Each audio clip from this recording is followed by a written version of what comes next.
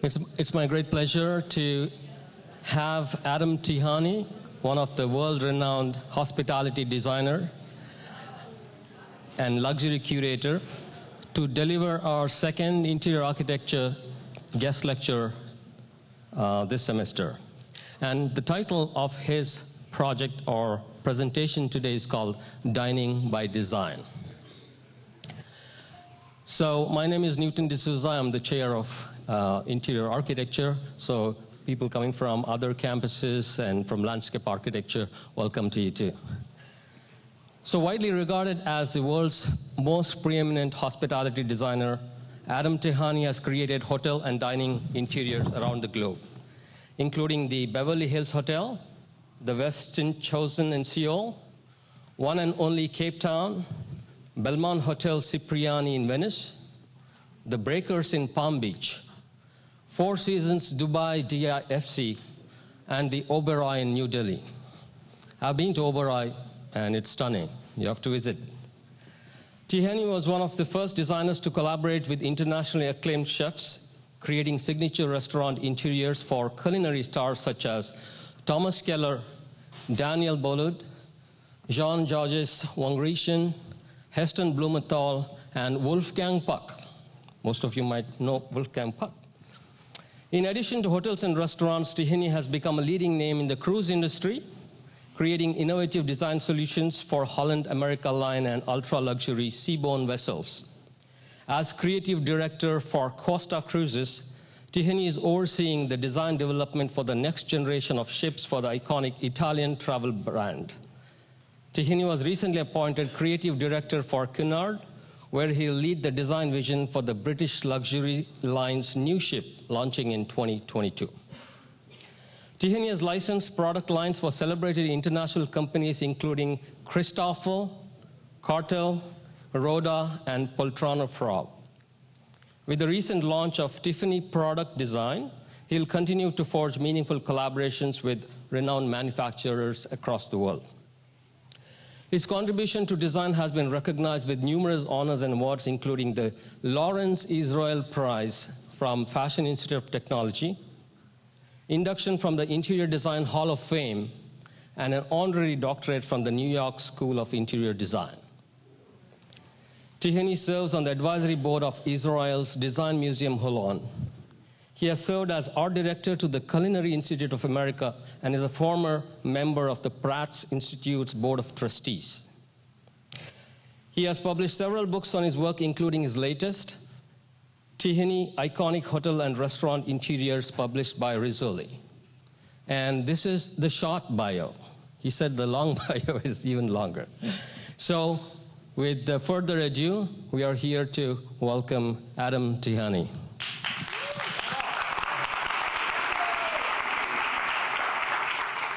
Thank you, Newton. Appreciate it. I don't have much left to say after this introduction here. Just talking about my brief resume. I think he just wanted to establish that I'm the oldest person in the room, right? So,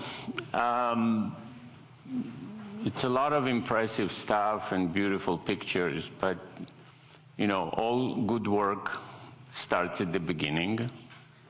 So I'm here to tell you a little bit about my journey. How on earth did I get here, and why am I doing what I'm doing? I'm going to keep it brief because I love conversation, and I'd love to give you some time to ask questions, which most of the times I know how to answer, and if I don't, I apologize in advance.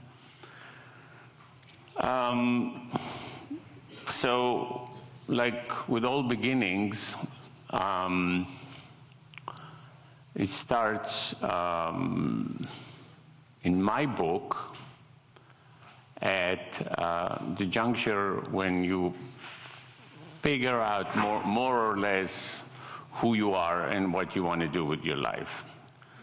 So if we go back a couple of years before that, I have a pretty colorful background, should I say. And I will start by telling you where I was born, because usually it says, oh my God. So I was born in a country called Transylvania. Not Pennsylvania, Transylvania.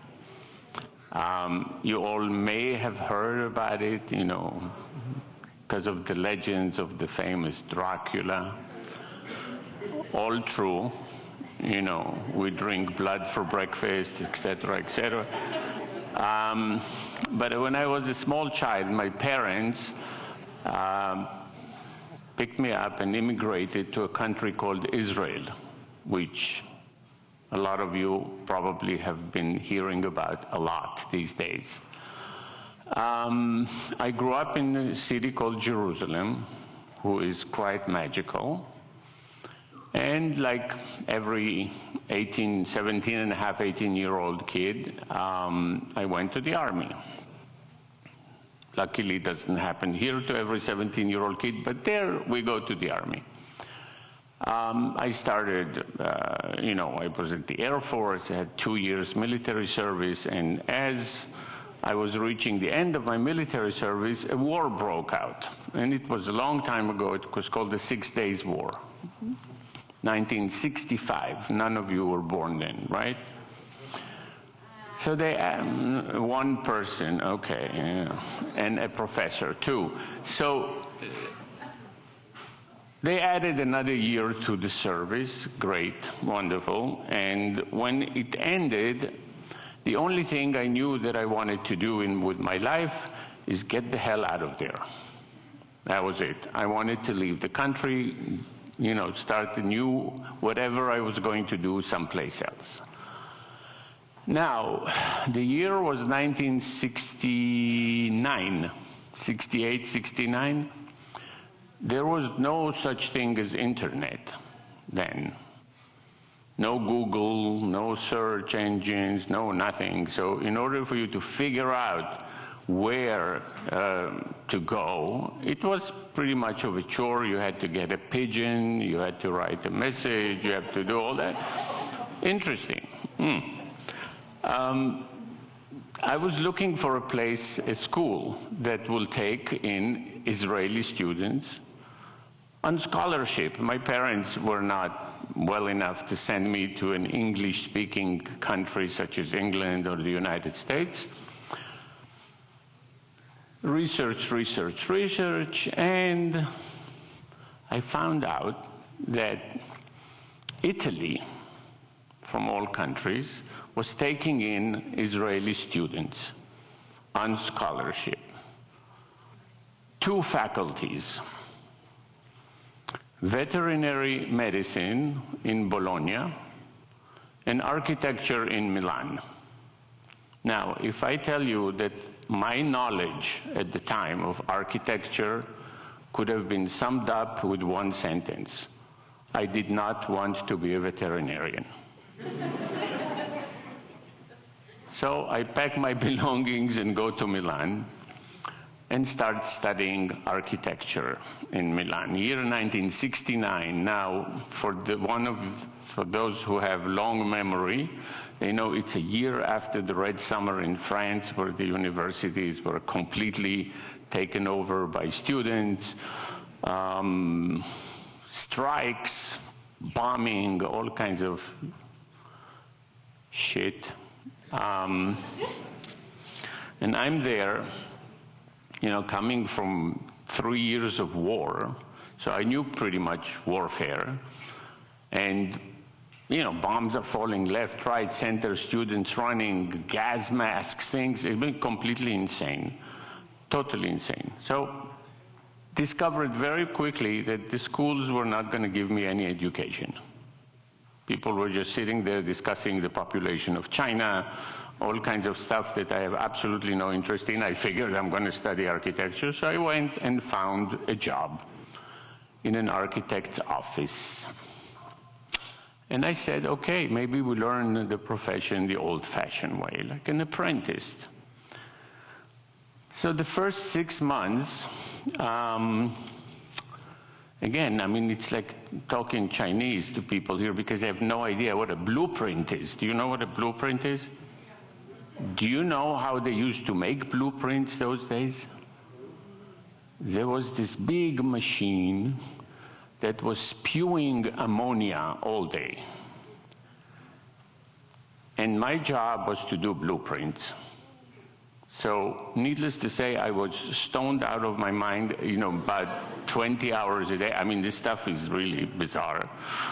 But, I figured out a way of somehow surviving the ammonia and making blueprints and getting closer and closer to one guy in the studio that seemed to be nice enough that will teach me how to draw and how to make, little sketches and stuff like this.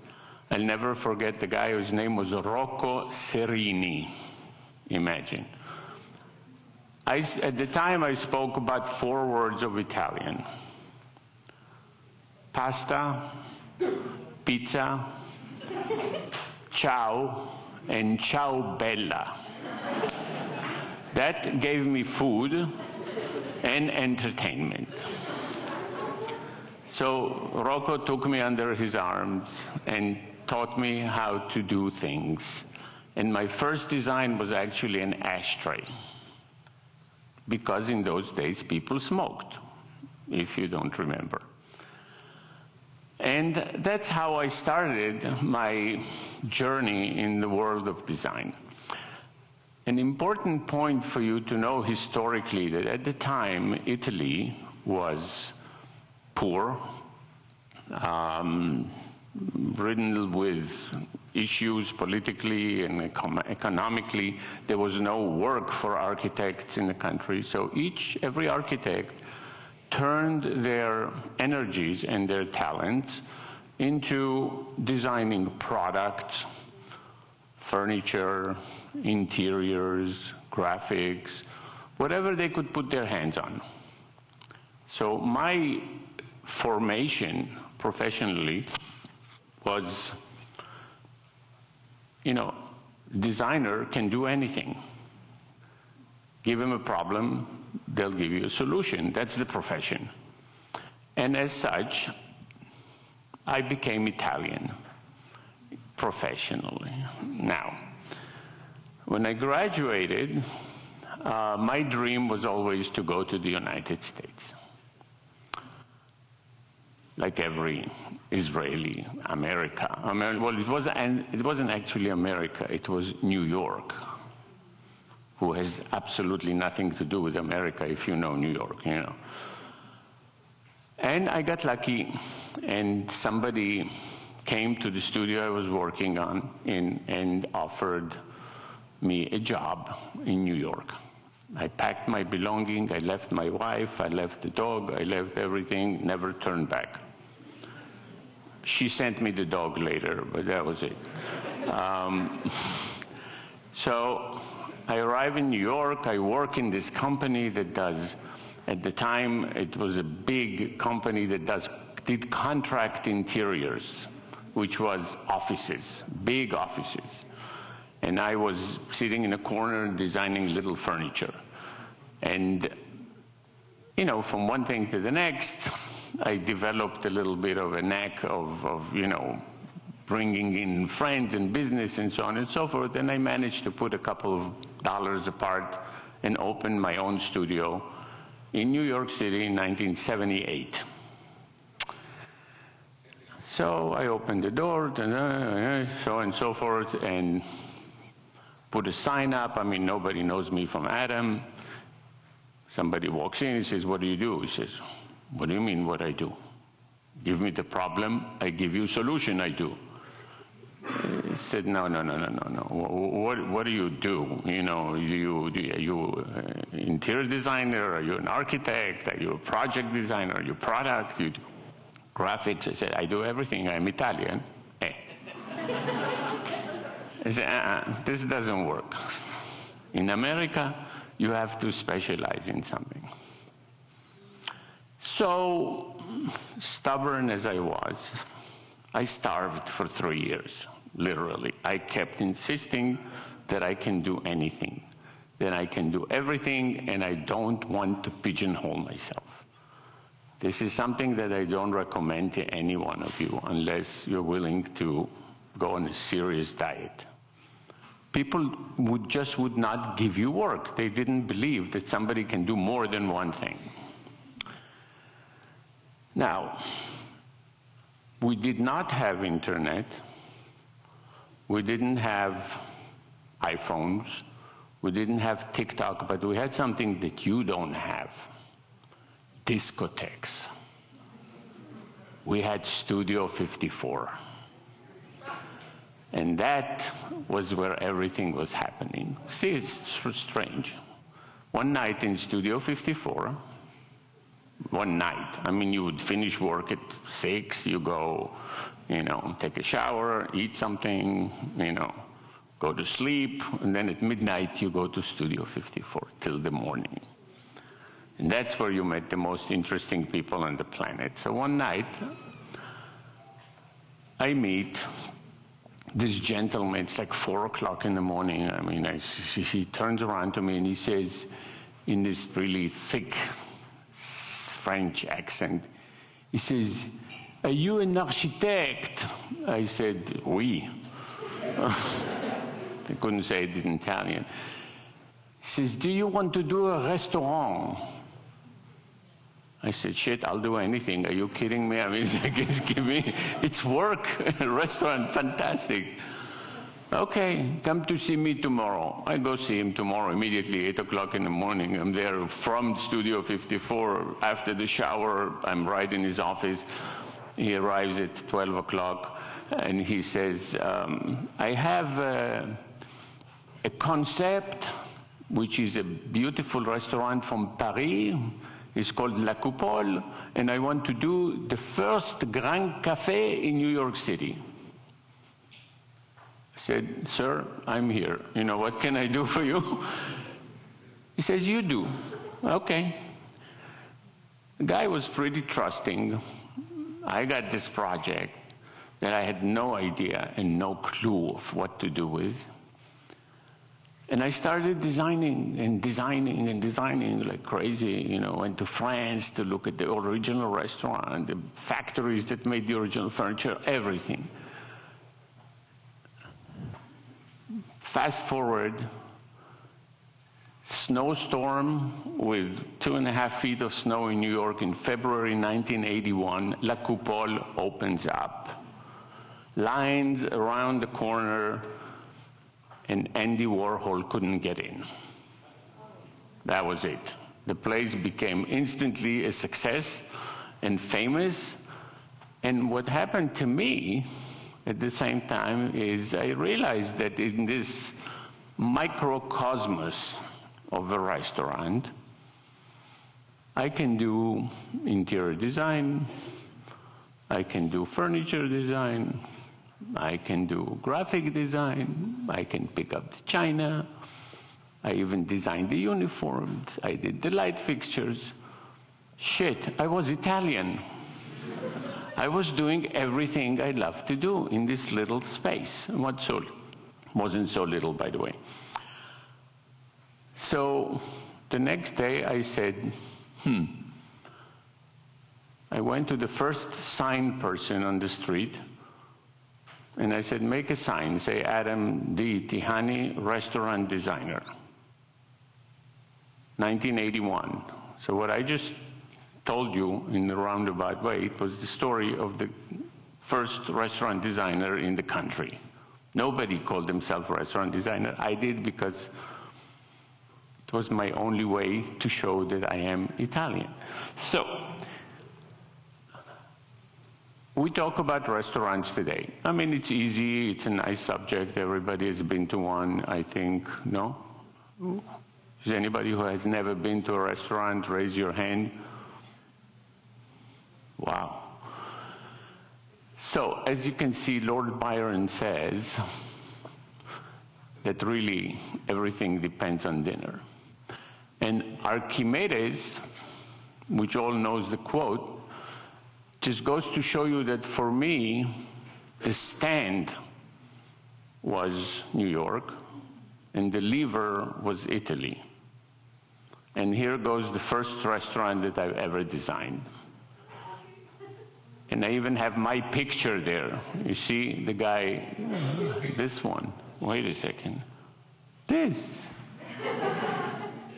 Cute. This was the guy, the French guy from La Coupole, is the other French guy, and this is me, the Italian. So this was the first Grand Cafe in New York City. It was pretty awesome. It had 250 seats. Became like a big hit for the wrong reason. The food was inedible. Actually, in one of the last nights of La Coupole, we were sitting, I think, in one of these banquets, and the door opens and the guy shows up with pizza. The guy next to me ordered the pizza in a French restaurant from another vendor.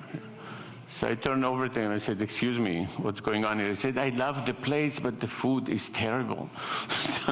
So these were the heydays of New York. So this was actually the right time, the right place. This is where restaurants as we know them today really started in New York City, with all these big theatrical, dramatic places full of, fantasy and beauty.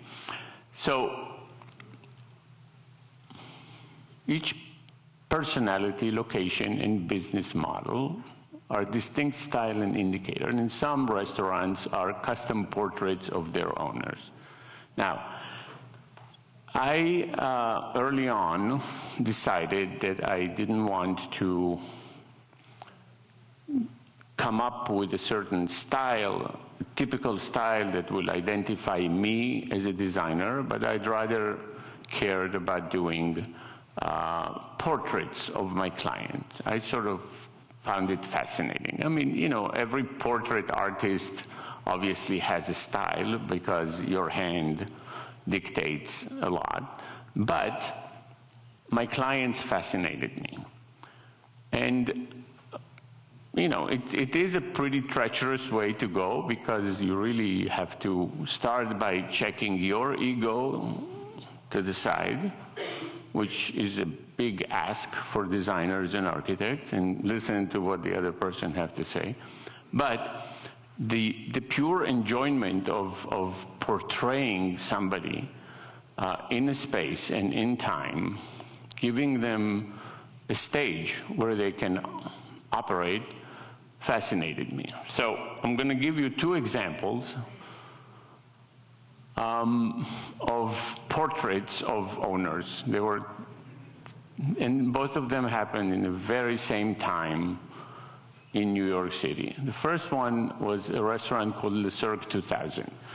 The owner of this restaurant is, or was, should I say, probably arguably one of the greatest maitre d's in the business in New York City. He was an Italian gentleman from Montecatini who was a ringmaster. The Cirque also means a circus, and his restaurants were extremely dramatic and theatrical and fun. Now, he took over a building that was designed by Stanford White, one of the greatest American, architects, and it was part of the New York Archdiocese. Historical interior landmark. Now, a historical interior landmark means that you can't touch anything in the space. So idea here was, let's do a real circus. What happens? A circus comes to town, puts a tent up, doesn't touch anything, everything happening inside, they leave, shut down the tent, same idea. There's nothing here that's attached to anything. Even the drapery on the windows, we couldn't put a screw into it. So it's all tension rods. So this whole thing is a setup. It's a beautiful circus-like, you can see in the furniture and all kinds of stuff. And He says, a restaurant with red chairs and tables, nice. Wow. I say, but it was so true to itself because of the owner and because of his personality and because of the limitations of the space that it became an absolute portrait of an owner. At the same time, across town, a very young and famous chef, dressed in Prada, completely, minimalistic, with, short haircut and walking like this. Portrait of another kind of an artist, same time. So you can see the big differences between the spaces, the big breadth, the big divide between them, and all the way down, of course, to China and stuff. Of course, I keep keeping my Italian thing going. But Jean-Georges inside looks like he's at home. You can't switch the two of them. Normally, when both restaurants opened at the same time, I remember I had an interview with the New York Times, and she asked me, what kind of drugs are you taking? How are you doing this? I said, I'm not taking any drugs. These are portraits of their owners. He says, aha, so you're a portrait artist. I said, I think so.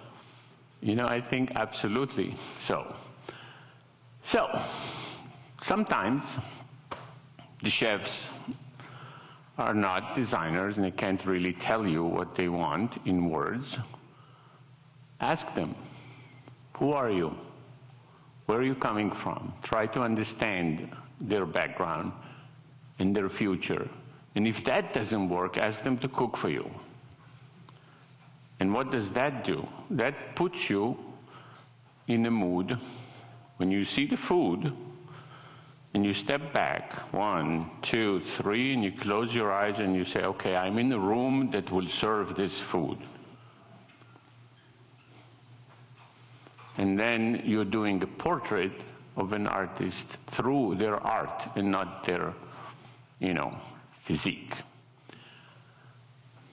I'm going to start quickly with a bistro in Yountville that I designed for Chef Thomas Keller. I don't know if you ever heard of him. He's a pretty well-known dude. He used to be my student. I used to teach hospitality and design at the School of Visual Arts in New York. And this guy, was hanging in there. He was moonlighting the classes. Clearly, he was not a student. He was a bit older. And so one evening after class, he was leaving. I said, wait a second. What are you doing here? He says, I want to know everything that there is to know about restaurant design. I said, why? He says, because I'm a chef. And one day, I would want to build my own restaurant, and it will be the biggest expense of my life. He said, forget student loans and all that stuff. This is real money, and I want to know how it's done. I said, bravo, what's your name? He says, Thomas Keller. 10 years later, he calls me up, and he says, would you like to do a place for me in Yountville? So I remember today, and we still are great friends, that it was the right reason for somebody to want to know how these things are done. So we did this bouchon for him in Yountville. There's actually one in Coral Gables here if you want to see it. Just opened recently. And then we went on to do Per Se. Per Se is a 4-star New York Times, 3-star Michelin restaurant that hopefully all of you will get to eat there one day. And who was the guy with the expense account here? Fantastic, formal, incredible restaurant, which is the New York version of the French Laundry in Napa Valley. The interpretation of a French Laundry and bringing it into New York City in a skyscraper. It's a beautiful little country building in Yountville into a skyscraper. is a long stretch, but if you look into the details and all these little things that remind you a little bit of the Yountville process, it was a pretty interesting transformation, all custom furniture, custom everything. So, and incredible views of Manhattan. So this kind of work that comes from knowing the person, knowing the food, knowing what kind of expectations people have when they come to the restaurant. Danielle is another good example. I mean, if you just think about what does a restaurant do to you when you first come in, it's your first encounter with a brand of hospitality of a particular chef. So everything you see around you should be tuned into what you will be getting as when the curtain goes up is the food. I mean, you come into a place, you don't know anything about the food, you don't know about the service, you don't know about anything, so what do? You know what you see. You know about the design, you look around, and it gives you the right impression, or it gives you a certain impression. That's why I'm saying if you can see the food in your mind, you will see what environment does it need to be in order to make sense. No, the worst things that can happen is that you are put off by something. You know, restaurants are pretty much about control from an owner's side. You know, we try to control as much as possible the mood, the behavior, and the goodwill of the people that come to eat. That's hospitality, okay? So you can give them a fantastic stage, and that is quite memorable. It's the first thing you will see. Then once the food starts to arrive, the waiter's behavior, the overall atmosphere, that will give you the pleasure of dining.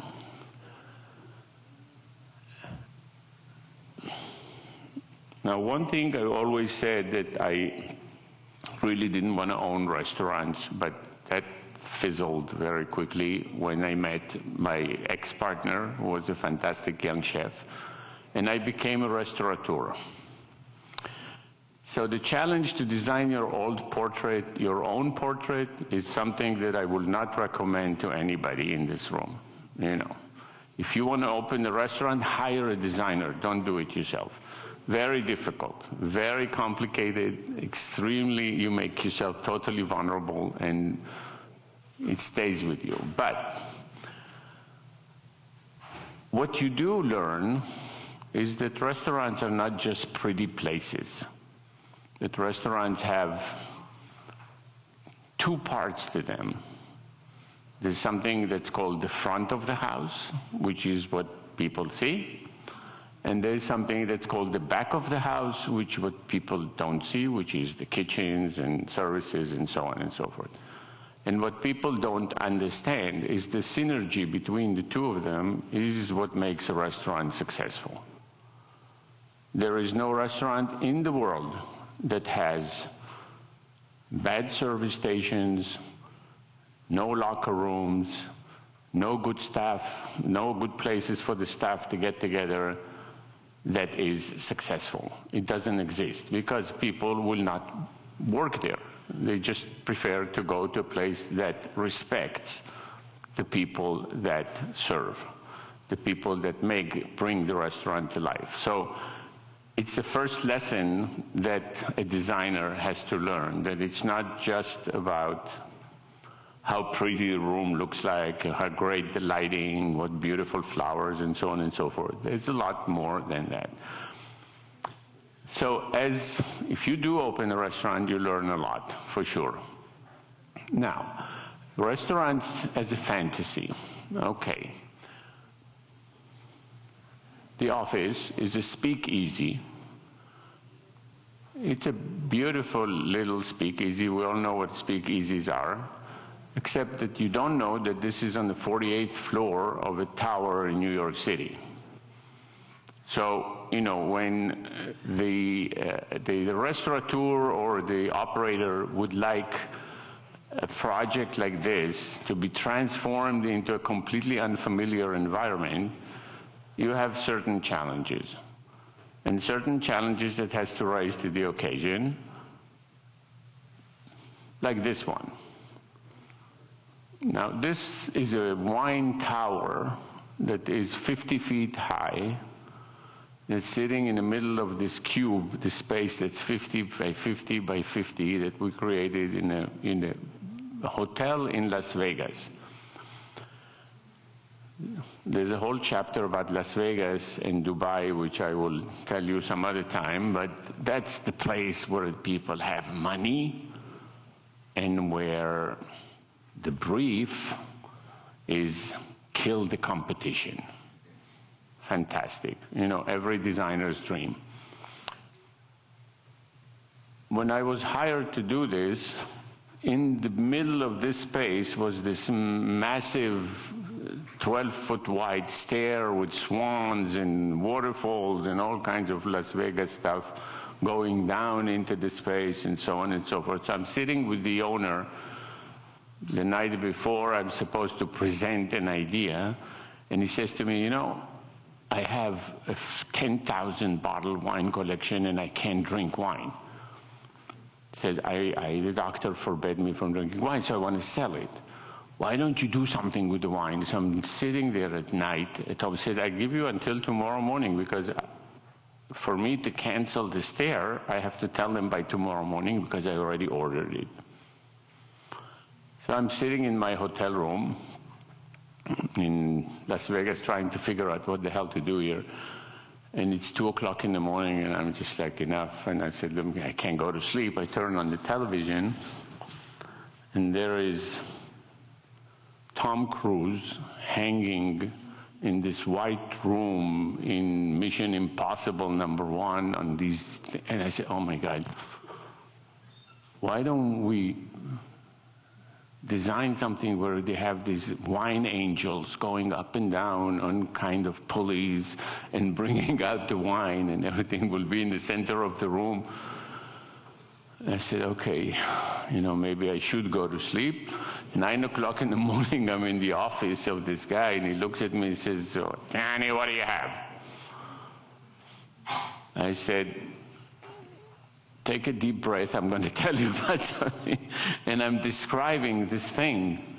And he's looking at me like this. He has a big desk, and his hand is moving slowly towards the phone. And I'm sure he's calling security to get the hell out and get me out of there. He picks up the phone and he says to his secretary, cancel the stare, we're doing this thing. Now, this can only happen in Las Vegas, believe me, and maybe in Dubai, but it does happen. So dream big and watch movies late at night, it helps. So here's, you know, the rest of the restaurant. And of course, talking about Dubai, this is the tallest building on the planet. And I designed the restaurant on the top of the building. So it is in the Guinness Book of Records. It's called Atmosphere, whatever. And it's pretty freaky because you find out that a lot of people want to go to the top of the world, except they're afraid to go to the window.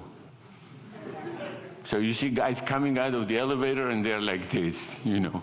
But they can say that they've been there. So the restaurant is designed like an upside down kind of a project. You know, everything is in the core and it sort of spills out the window to let the people that actually do not mind to see this. And you see this in a nice sunny day. Typically, if you have a little sandstorm or something, it's Mission Impossible 3, if you remember. It is actually like that. You don't see anything. You just like come completely in the middle of the clouds.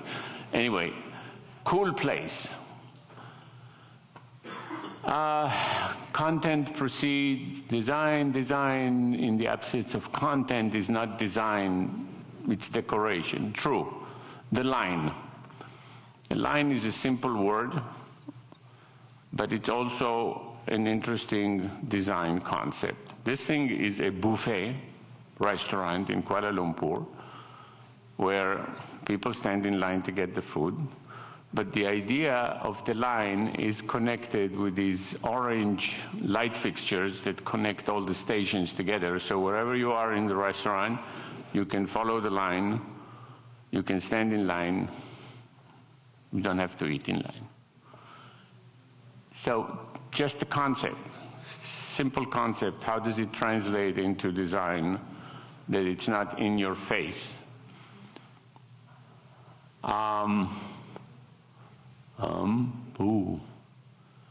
Dinner by Heston Blumenthal, very interesting chef in England, whose idea behind this restaurant is a 16th century British food presented in a contemporary fashion. Okay, so Heston and myself went to the north of England to visit a food historian. This is the guy that researches all the food of, you know, the queens and the kings of England, and designs the banquets for all the films and so on and so forth. And he was telling us that in the 16th century, the king and the queen would sit in a court and have 147 dishes in front of them every day, and plus 37 dishes à la minute, prepared expressly. They will touch and taste a little bit and go back, and then the court will eat the food. They obviously were not hungry, and the food was designed to entice them to eat. So they had these, you know, big pig that you cut it up, and birds fly out, and music and all kinds of stuff. So Heston took this idea and asked me to design a restaurant that sort of reflects that kind of a feeling of a, you know, old England done in a contemporary way. Like, for example, chandeliers are the rose windows of Westminster. All those wall sconces are actually baking forms. And everything that has to do with this has to talk about that crazy rotisseries and stuff like that of the 16th century. And all the materials were just completely authentic. 16th century was leather, wood, and metal. That's it. So again, concept follows, you know, design, and design follows concept. Very brief showing of some ocean stuff. Now, this is the first really architectural main dining room on cruise ships, and it's not decorated, it's actually designed. It's on the Grand Epernay, very much like inside the whale. And then, of course, while you're on a cruise, you have captive audience. People can't go anywhere. So you have to give them a variety of things. So every venue is totally different, totally exciting, totally conceptually different. You go from place to place, you discover, like in every city. Pretty complex and interesting process. So restaurants are profoundly diverse, complex mix of design, style, a touch of worldliness, provocative, eccentric, personal, energetic, pampering, spontaneous, and exciting. Did I forget something? You fill in the blanks. So how to design a memorable restaurant? Because this is what you guys are here for at the end of the day. Find the emotional connection, the story, right?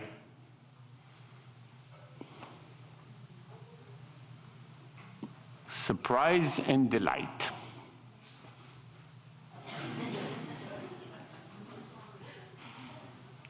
Anticipate, fulfill, and exceed expectations.